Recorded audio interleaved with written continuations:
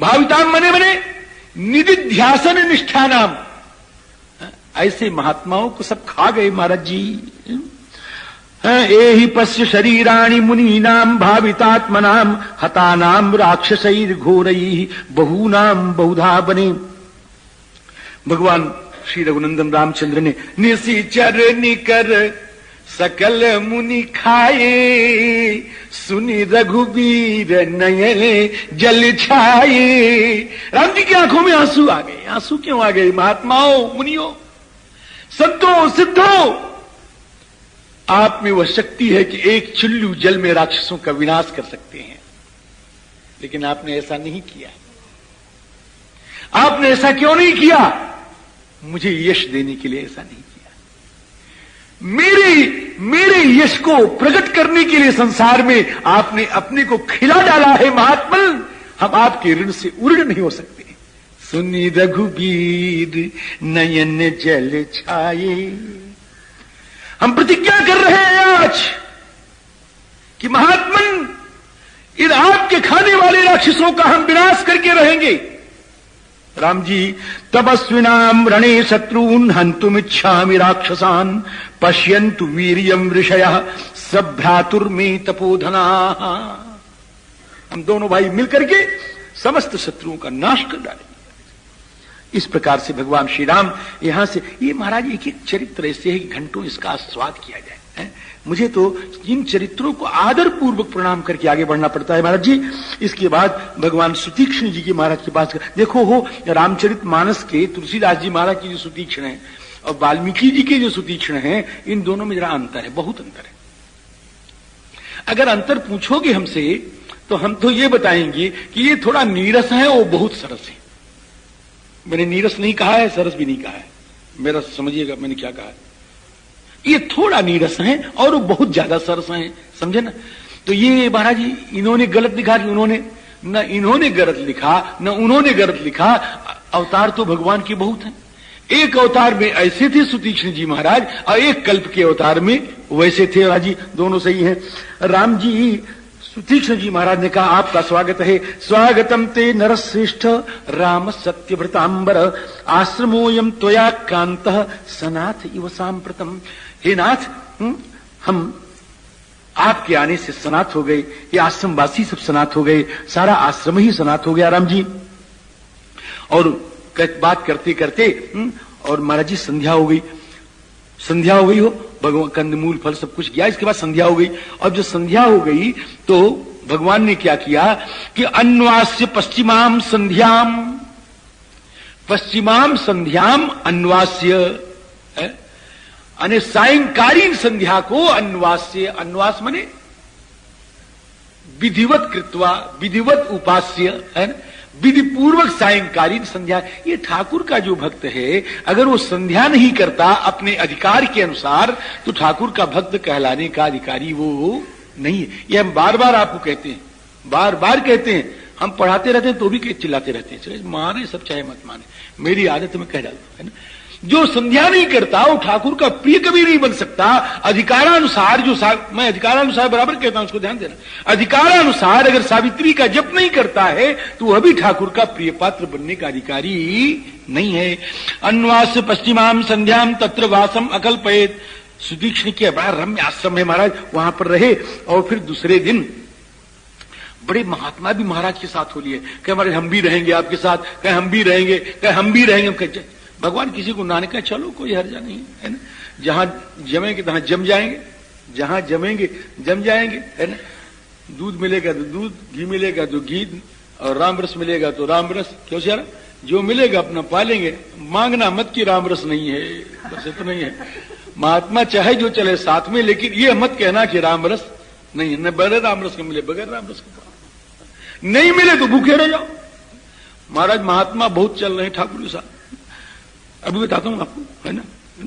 तो भगवान ने सुतीक्ष्ण जी से कहा कि महाराज अब हमको आज्ञा दें, हम आगे बढ़ना चाहते हैं और महात्मा हमारे साथ बहुत हैं, महात्मा बहुत हैं, इसलिए अब हम आगे बढ़ना चाहते हैं।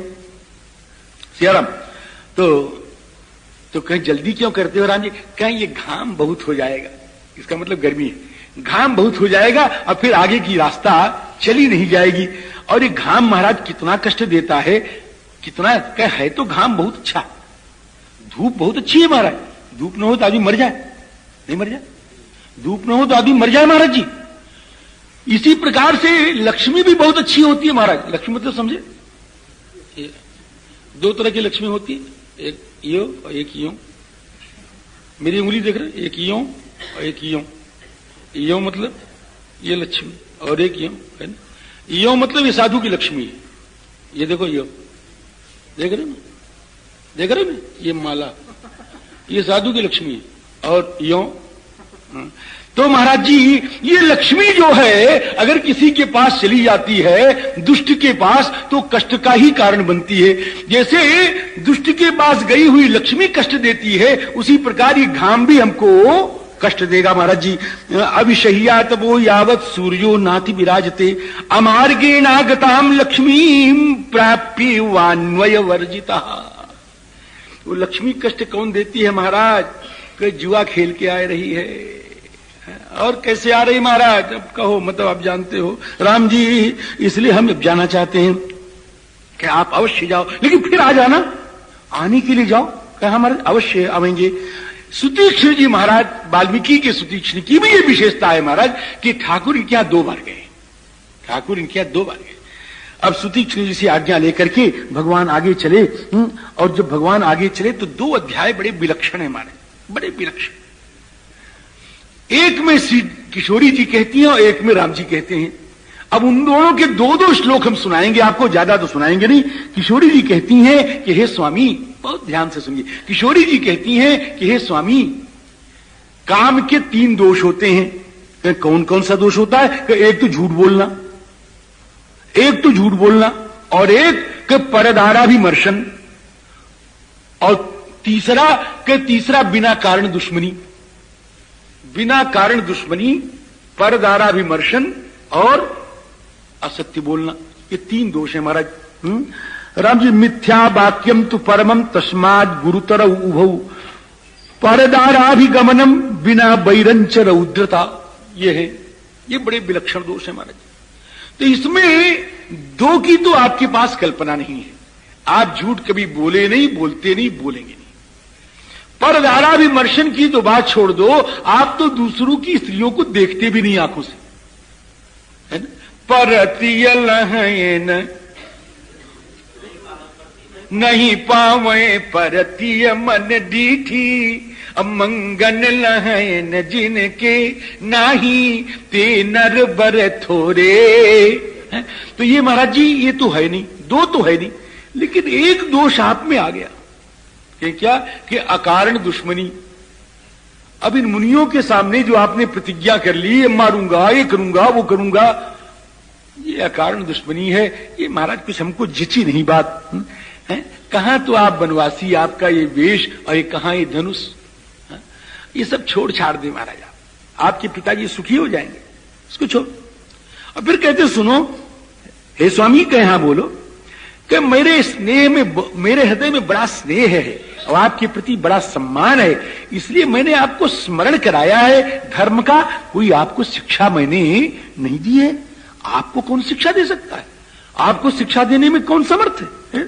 स्नेहाच्य बहुमानाच्य स्मारयित्वांत शिक्षे, ऐसा श्री किशोरी जी ने कहा है। अब भगवान ने बहुत कुछ कहा, 1 अध्याय किशोरी जी ने कहा है। 33 श्लोक में मैंने केवल 2 श्लोक का, और 22 श्लोकों में ठाकुर जी उत्तर देते महाराज। उसका मैं केवल एक उत्तर दूं महाराज जी। श्री ठाकुर कहते हैं सीते, कि जंगल के रहने वाले महात्मा, इनको राक्षस खा रहे हैं, इनके इस दुख को तो मुझे पहले ही समाप्त कर देना चाहिए था। मैं तो शर्म से गड़ गया हूं, शर्मिंदा हो गया हूं कि इनको आकर के मुझे दुख का निवेदन करना पड़ा। एक पति के सामने एक पत्नी जाए और यह कहे कि देखो मेरा पेट में भूखी हूं, देखो मेरा वस्त्र फट गया है, तो समर्थ पति को धिक्कार है। समर्थ पति को धिक्कार है कि जिसके पत्नी को उसके सामने निवेदन करना पड़ा। तो मुझे तो, मैं तो अपने को शर्मिंदा महसूस कर रहा था कि इन्होंने ऐसा कहा।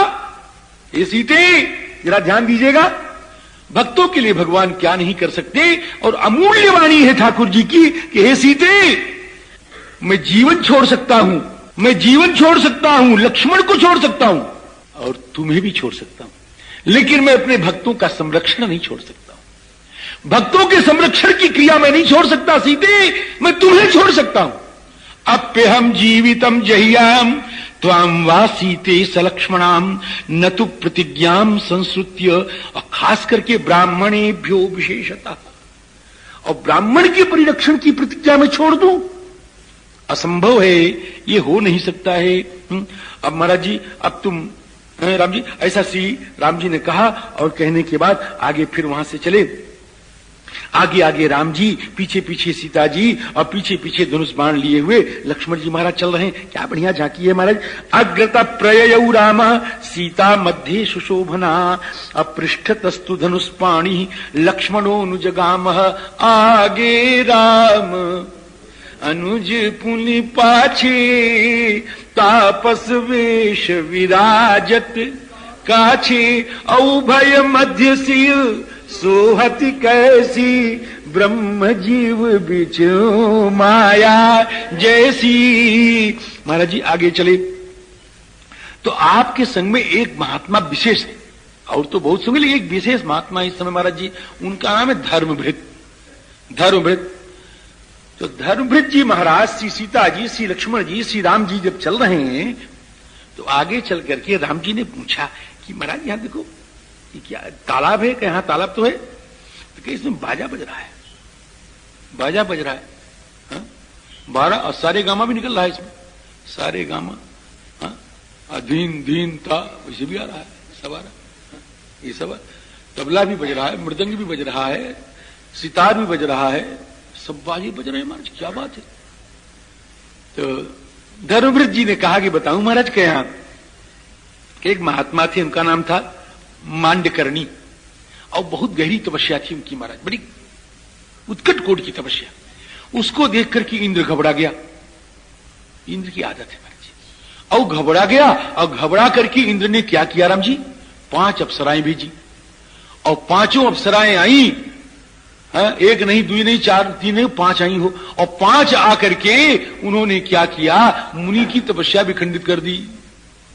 अब मुनि महाराज ने कहा अच्छा अब तुम ही रहो, फिर तपस्या न रहे तो तुम ही रहो, है ना। अब महाराज इसी तालाब में जल स्तंभन कर दिया, और जल स्तंभन करके इसी में महल बना लिया। किसने?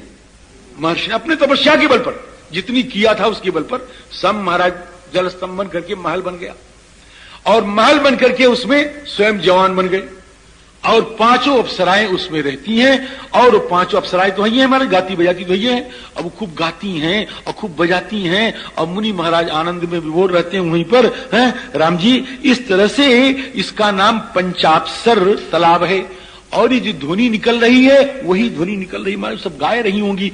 इदम पंचाप्सरो नाम तटाकम सार्वकालिकम निर्भितम तपसा राम मुनिना मांडकर्णिना।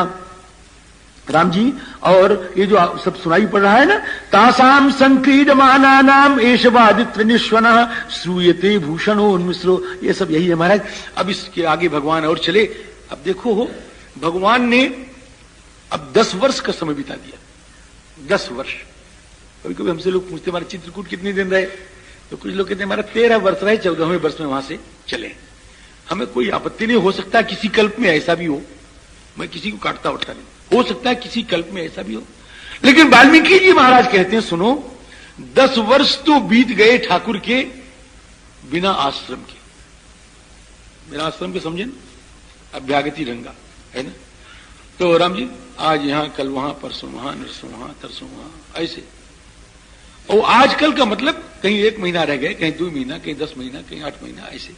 और जो जहां गए फिर 1 महीना 2 महीना के लिए, 10 महीना के लिए क्या आश्रम बनावे, उन्होंने पनकुटी दे दी, उसी में अपना रह रहे हैं आनंद से, कोई हर्जा नहीं। तो कैसे कैसे कहां कहां कितने दिन रहे, अब आपको एक सूत्र बता दें खाली, कि कहीं तो 10 महीने रहे, और कहीं 1 साल रहे, इससे ज्यादा नहीं रहे, है ना। और कहीं 4 महीने रही, कहीं 5, कहीं 6, और कहीं 7, और कहीं राम जी 8, और कहीं 8.5 राम जी, और कहीं 3, और कहीं 8, और फिर कहीं 8, 3, 11। इस प्रकार से करते करते उनके 10 साल बीत गए। रमतश्चानुकूल्ये न ययु संवत्सरा 10 साल बीत गए। 10 साल बीत करके फिर सुतीक्ष्ण जी के पास लौट आए। सुतीक्ष्णस्याश्रम पदम पुनरेवा जगामः, और वहां भी कुछ दिन रहे। तत्रापि न्यवसद राम किंचित कालम अरिंदमा, वहां पर भी कुछ दिन रह करके फिर चले। तो कहें कि महात्मन अब हम अगस्त्य जी के पास जाना चाहते हैं। क्या आप अवश्य पधारें, लेकिन अगस्त्य जी के पास जाने के पहले अगस्त्य जी के भाई हैं उनका भी दर्शन कर लीजिए। क्या ठीक है। अगस्त्य जी महाराज के भाई का दर्शन किया। अगस्त्य जी महाराज के पास जा रहे हैं। अब रास्ते में भगवान ने कहा कि लक्ष्मण देखो, बड़ा विलक्षण अगस्त्य जी महाराज का चरित्र है, और इन्होंने बड़ी बड़ी रक्षाएं की हैं मुनियों की। बड़े बड़े राक्षस तो इनके नाम से कांपते हैं। हमारे राक्षस सब जगह जाएंगे, अगस्त्य जी के आश्रम के परिधि में या जहां वो रहेंगे वहां वो कभी नहीं जाते। वहां कांपते हैं महाराज, कांपते। 1-2 राक्षस थे महाराज, और दोनों भैया थे। एक का नाम था आतापी और एक का नाम था वातापी। हाँ हो, ये 2 थे। तो वो जो आतापी और वातापी थे महाराज जी, वो बड़ी दुष्ट थे और खा जाते थे लोगों को महाराज जी, खा जाते थे। तो आतापी को इलवल भी कहते हैं। वातापी और आतापी, वातापी और इलवल, ऐसा भी कैसे भी। वो इलवल जो था वो बहुत दुष्ट था हमारा। हाँ, बहुत दुष्ट था। और संस्कृत बड़े धड़ाके से बोले। हाँ हो, संस्कृत बड़े धड़ाके से बोले एकदम। हाँ, धार धार धार संस्कृत बोले महाराज। हाँ, उसके 4-4 पंक्तियों के वाक्य हो महाराज। हाँ, ऐसा धड़ाके की अवच्छेद का अवच्छिन्न की संस्कृत बोले, कुछ पूछो मत, है ना। आप कहोगे महाराज, हाँ ये लिखा है, हम इस तरह कह रहे हैं।